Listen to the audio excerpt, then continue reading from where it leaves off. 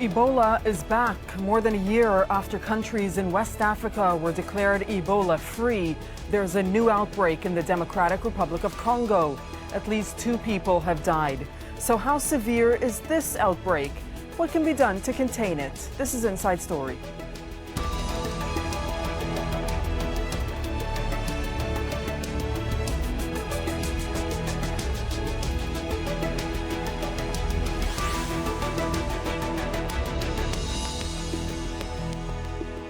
Hello and welcome to the program. I'm Dareen Abughaida. It's one of the world's most fatal and rare diseases. Its last outbreak in West Africa killed more than 11,000 people. Now, Ebola appears to be back, but this time heading east to the Democratic Republic of Congo. Health officials have confirmed the outbreak after taking samples from victims in a remote northern village. They're also trying to track down at least 125 people who may have been exposed. So it was in June last year the World Health Organization declared the end of the last epidemic, which began in 2013 and infected at least 29,000 people as it swept through Liberia, Guinea and Sierra Leone. And now, with the re-emergence of the disease in Congo, the WHO is warning of a high risk the virus could spread even further. The logistics of operations towards this in this area are going to be a huge challenge. In my view, they're actually going to be the biggest challenge that we are going to face. So the UN mission has already offered their helicopters who are going to serve as a bridge between Likati, the local small town near the epicenter of this outbreak, and Buta or Kisangani, so that we can be able to transport people and equipment and supplies to the local area where they are needed. At present, there is no licensed vaccine for Ebola virus disease.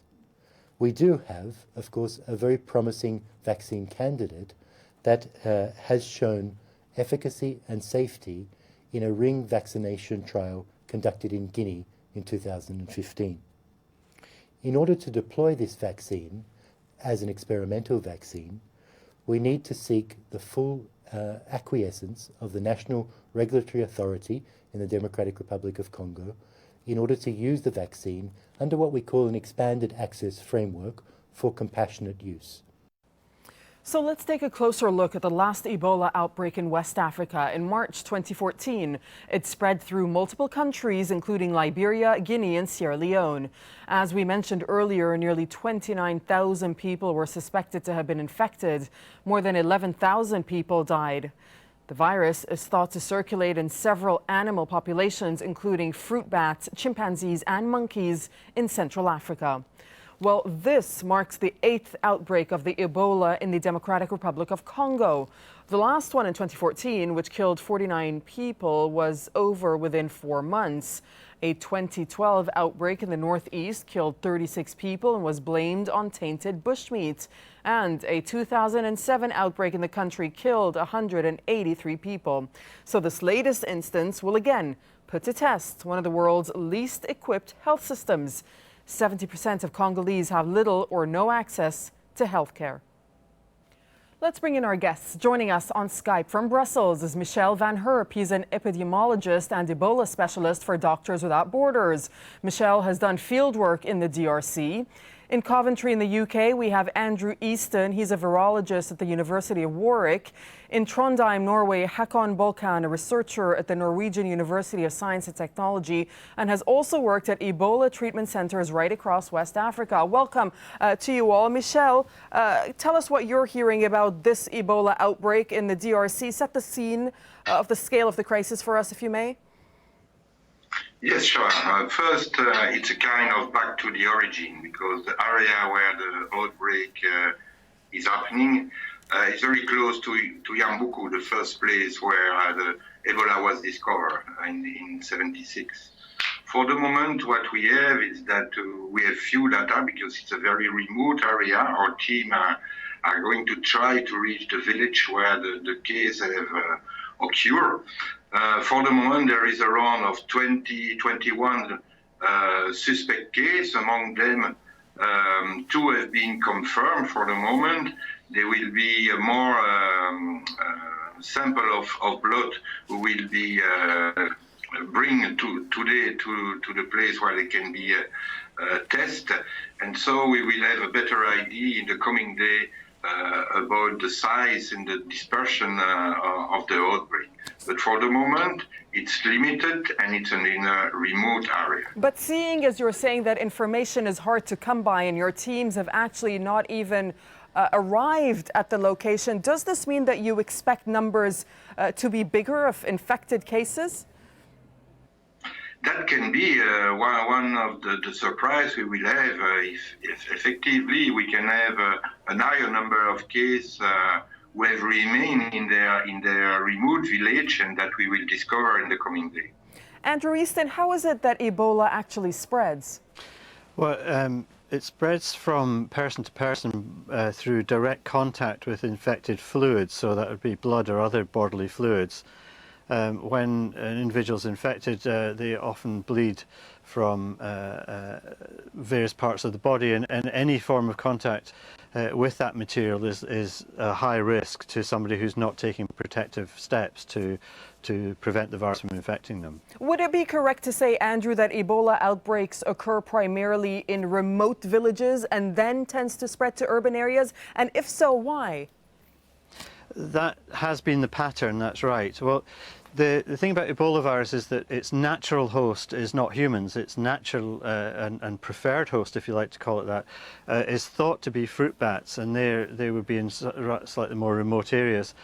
And the only way that it spreads into humans is if we come in contact with these infected animals, either directly with the bats or with animals that they have infected, such as chimpanzees.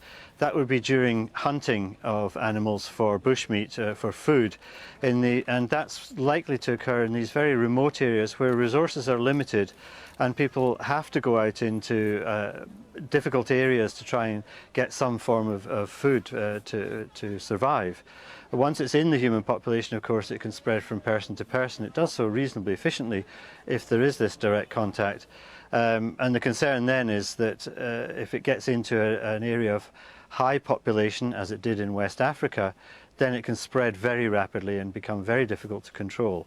While it's in the more difficult areas with generally relatively small communities which can be quite dispersed, there is it doesn't spread quite so quickly, and there's therefore an opportunity, if you can gain access, to get in and try and interrupt the spread. Hakon, from what you're listening to and what from you've been seeing, do you think that this outbreak will be contained? Well, it will be contained, but it's still early to say. We have limited information. I think what is different during this outbreak compared to the West African outbreak is the world community now recognizes how serious those Ebola outbreaks can be, and the mobilization by the international community, by WHO, by DRC government seems to be completely different from the West African outbreak. But the WHO, Hakon, is saying that they're warning of a high risk that the virus could spread further on a national level. So do you agree with that assessment, or? Well, I think yes, absolutely. We lack information so far, and we know that in the beginning, before there is a proper surveillance system established, we have to recognize that there is a quite large factor of unknown cases and the situation and the movement of people. So definitely it will spread until we get control and are able to do proper case management, proper surveillance, and proper containment of those infected and probably infected. Michelle, back to you. What are the risks for health workers here who are involved in trying to contain this crisis? The risk as the contact with infected fluid of the sick patient. And eventually about aggressive reaction of the local people who can also attack you sometime with stone or with stock and things like that. So you have two kinds of risk, one linked with the disease, one linked with the reaction of the people. effectively, if you go in very remote village, sometimes there the protection you can use to approach the people are less than the one you use in a Ebola treatment center. Sometimes to avoid to afraid the population, you need to have a more light PPE. If you need to take in charge one sick patient inside a remote village or making a kind of home-based care. So you see, you have the two kind of risk, and you need to manage this, and you need to create a confidence with the population to be accepted, and then to be able to make your job on the most safety way as possible.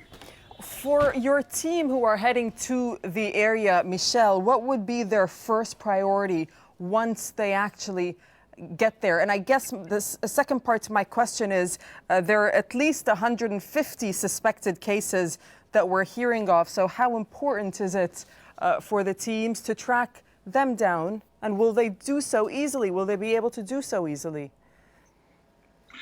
Look, the priority will be defined better in the coming day. For the moment, the idea is to have a small treatment center at the level of the Likati town, with the chief town of the area.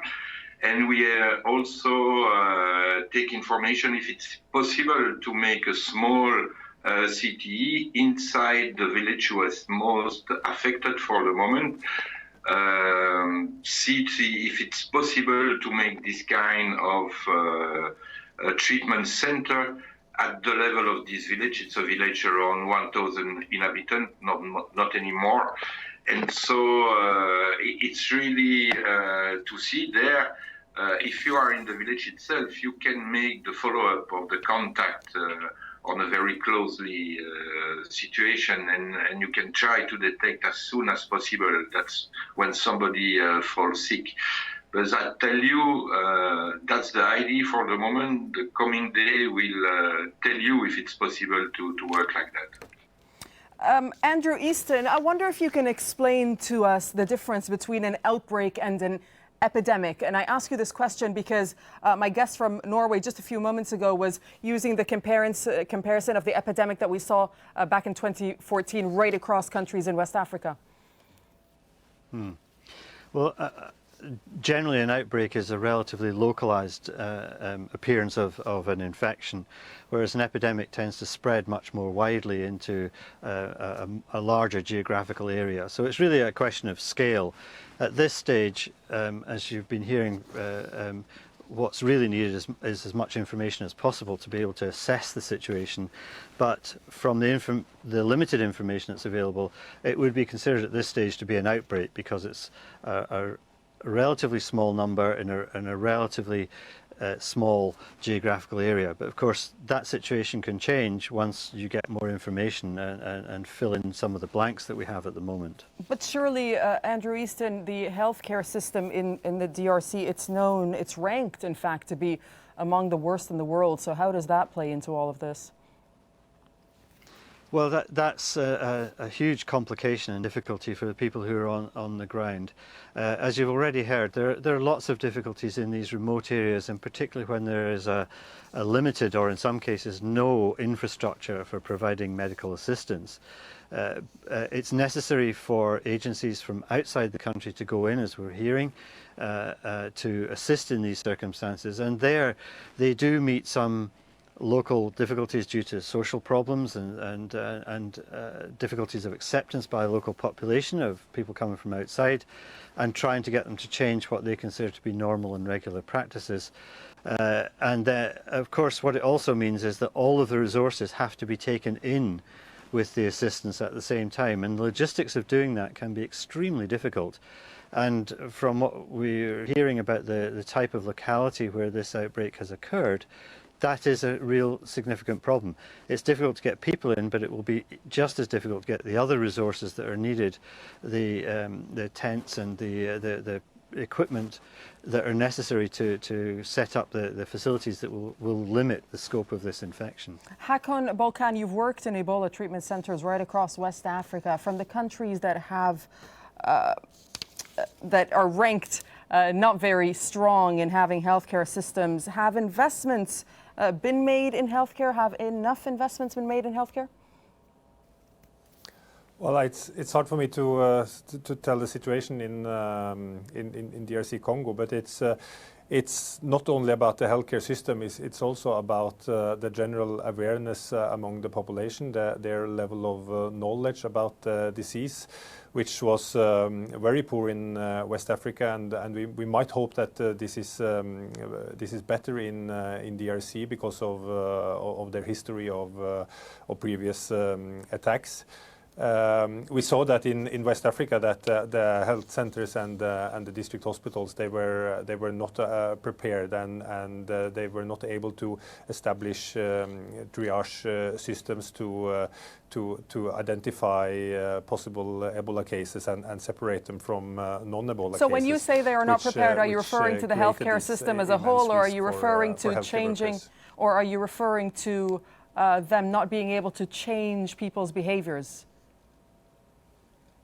Well, it took quite some while. In West Africa, they were able to change people's behavior, and it shouldn't be any reason why that is not possible in DRC either. But it will take time.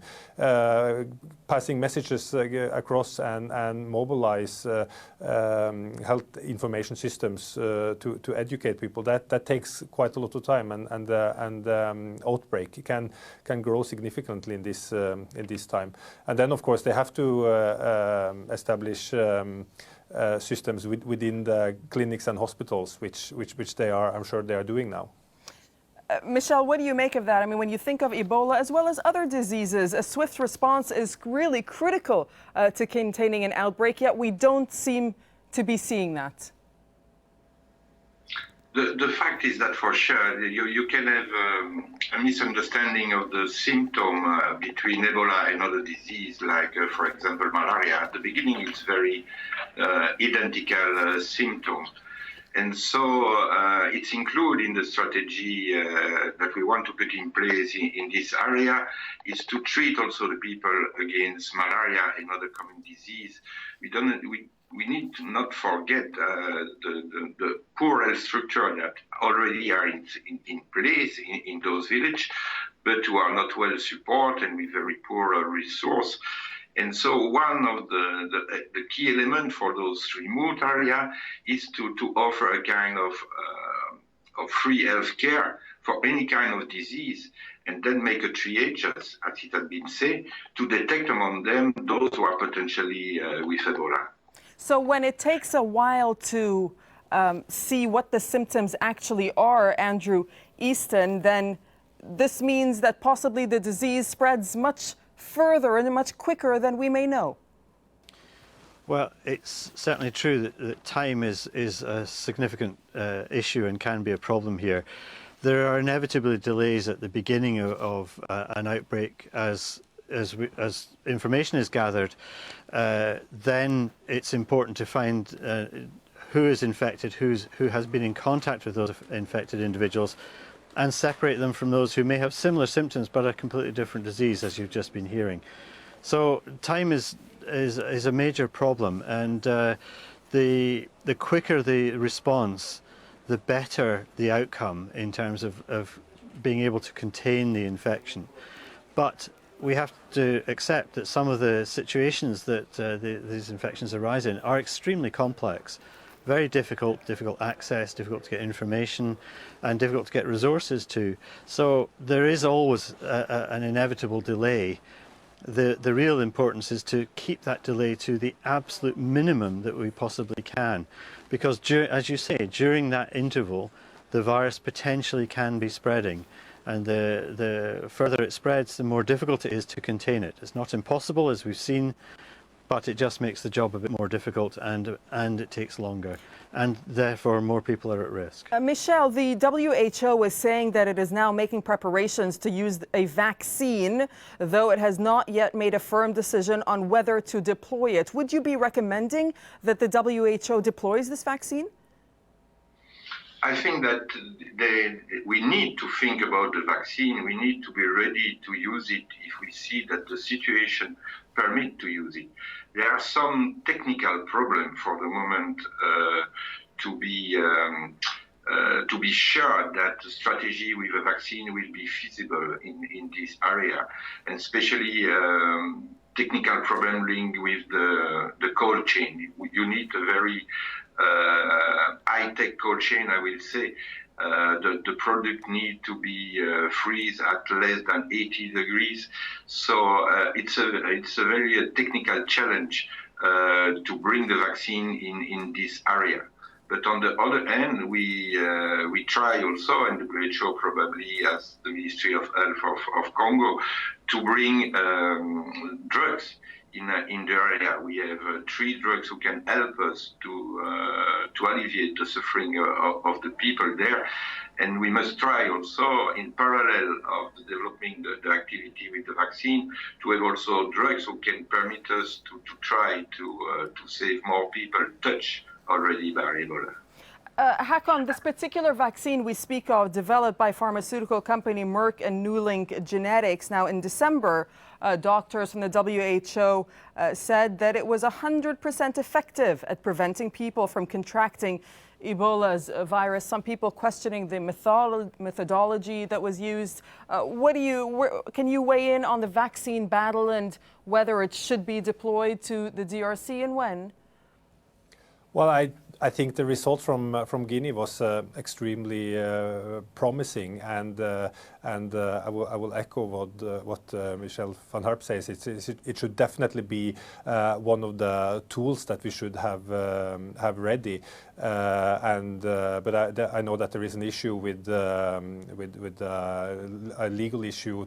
It's not formally approved yet in DRC, and but this could be important, but most likely, as what happened in West Africa, it was other measures that was more important in the early phase, such as good case definition and proper surveillance and identify those cases who are at risk. Andrew Easton, what do you make of the vaccine issue? Well, the results that were reported in Guinea were really excellent. There clearly was a valuable tool here to be used. There are, as you've heard, and I can only echo the situation that there are legal requirements for administering these things in certain parts of the world. It's important, as was said before, information to local people and linking up with local people is extremely important. These things cannot be imposed from the outside. The government of the DRC will have to agree that for the introduction and use of this sort of material. Now, if that can be addressed and addressed quickly, and any other issues that may be of some concern at this stage can be addressed quickly, then clearly it's a tool that we should be considered using. But in the meantime, there are measures that can be taken that have been successful by informing people locally what the risks are, what the nature of the infection is, how it's spread, and encourage them to change any practices that would leave them exposed to the virus. Those things can be put in place relatively quickly and should be the first line of defence. If it's possible to get over the regulatory issues about the vaccine, then clearly that should be considered very strongly based on the data that we have available. That is, of course, one set of limited data, but it did look extremely good. All right, on that note, we'll leave it there. We thank you very much, gentlemen, for joining us on Inside Story. Michel van Herp, Andrew Easton, and Hakon Bolkan.